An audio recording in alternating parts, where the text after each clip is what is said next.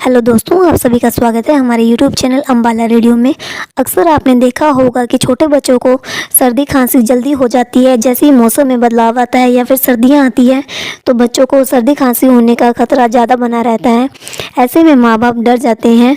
तो चलिए आइए देखते हैं आज की वीडियो में, इसी के बारे में है। बच्चों को खांसी होना बहुत ही आम बात है। प्राय यह देखा जाता है कि जब भी बच्चों को खांसी होती है तो माँ बाप घबरा जाते हैं और डॉक्टर से संपर्क करते हैं। आपको घबराने की ज़रूरत नहीं है, क्योंकि खांसी कोई बीमारी नहीं है। यह शरीर में हो रही किसी और परेशानी का संकेत होती है। क्या आपको पता है कि आप आयुर्वेदिक तरीकों से भी बच्चे की खांसी का इलाज कर सकते हैं? एक दो नहीं बल्कि अनेक आयुर्वेदिक उपाय हैं जिनकी सहायता से आप बच्चों की खांसी का उपचार कर सकते हैं। छोटे बच्चों को सर्दी और खांसी बार बार होती है और इसके लिए बार बार डॉक्टर से परामर्श लेना पड़ता है। एलोपैथिक दवाओं का अधिक सेवन करने से बच्चों के शरीर पर बुरा असर भी पड़ सकता है, इसलिए आप आयुर्वेदिक तरीकों का प्रयोग कर सकते हैं। यदि आपके छोटे बच्चों को खांसी होती है तो आप शायद सोच रहे होंगे कि इसका कारण क्या है। हालांकि खांसी भयानक लग सकती है, लेकिन यह आमतौर पर किसी गंभीर स्थिति का संकेत नहीं है। वास्तव में खांसी एक स्वस्थ और उपयोगी प्रतिक्रिया है जो गले और छाती में वायुमार्ग को साफ करने में मदद करती है। अधिकांश समय आपके शिशु या बच्चे को खांसी को सरल घरेलू उपचार से नियंत्रित किया जा सकता है। हालांकि कुछ मामलों में आपके बच्चे की खांसी किसी अधिक गंभीर बीमारी का संकेत हो सकती है और उसके लिए डॉक्टर से सलाह लेने की जरूरत हो सकती है। विभिन्न प्रकार की खांसी के बारे में जानने के लिए हम पहले खांसी के कारणों के बारे में पता करते हैं कि खांसी आखिर किस वजह से होती है। खांसी लगभग हमेशा वायुमार्ग में जलन के कारण होती है। जब गले, श्वास नली या फेफड़ों में तंत्रिका अंत में जलन महसूस होती है तो हवा को मार्ग के माध्यम से प्रतिवर्ती और बलपूर्वक बाहर निकाल दिया जाता है। मूलतः खांसी वायुमार्ग को साफ रखने में मदद करती है।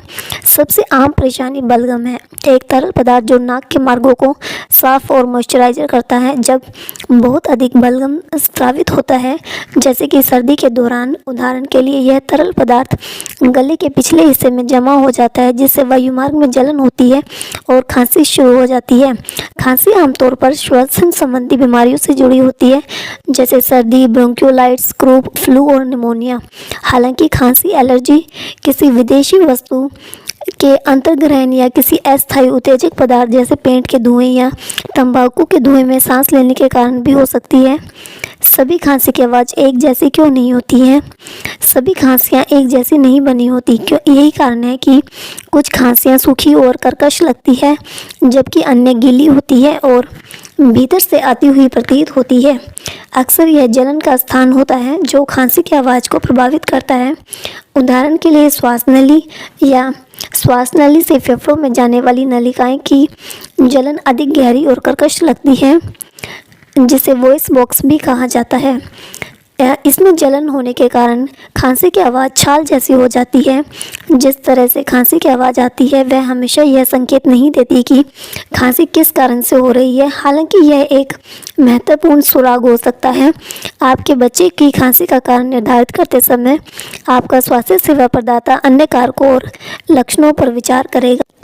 चलिए अब देखते हैं कि सर्दी और खांसी का इलाज कैसे किया जा सकता है।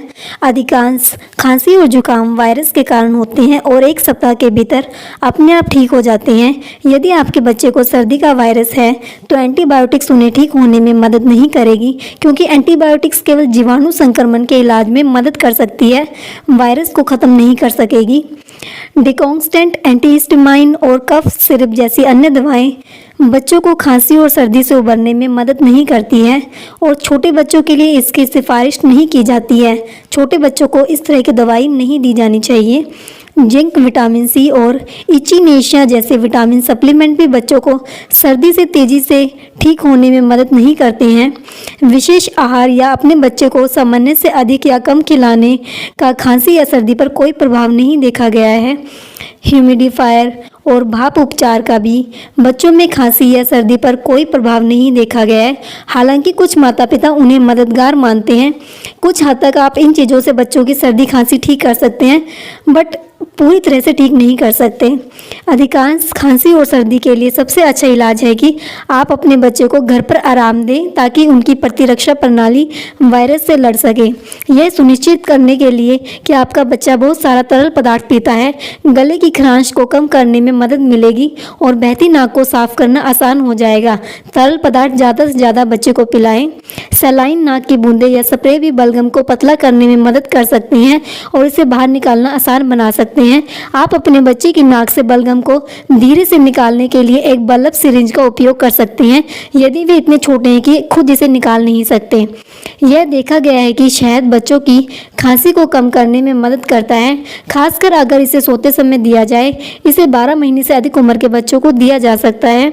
गले में खरांश या सिर दर्द के दर्द को कम करने के लिए पैरासीटामोल या इबुप्रोफेन का उपयोग किया जा सकता है। इन ओवर द काउंटर दवाओं की ताकत अलग अलग होती है, इसलिए पैक पर खुराक के निर्देशों की जांच करना सुनिश्चित करें और डॉक्टर की सलाह अनुसार ही ये दवाइयाँ लें। अस्थमा या क्रूप जैसी अन्य स्थितियों के कारण होने वाली खांसी का इलाज कभी कभी इन्हेलर या स्टेरॉइड जैसी दवाओं का उपयोग करके ही किया जा सकता है। आपका डॉक्टर इन दवाओं को लिखेगा और बताएगा कि यदि आवश्यक हो तो ही इनका उपयोग करें। बच्चों की खांसी का उपचार कैसे किया जा सकता है? वैसे तो बच्चे को ज़्यादा से ज़्यादा आराम देना चाहिए, बट कुछ हद तक अब हम इन चीज़ों से भी बच्चों के खांसी का उपचार कर सकते हैं, जैसे शहद बच्चों के लिए काफ़ी लाभदायक और असरदार उपाय हैं जो खांसी में काफ़ी काम आता है। इसमें एंटी इन्फ्लामेटरी गुण होते हैं जो गले को आराम देते हैं और खांसी से बच्चे को आराम मिलता है।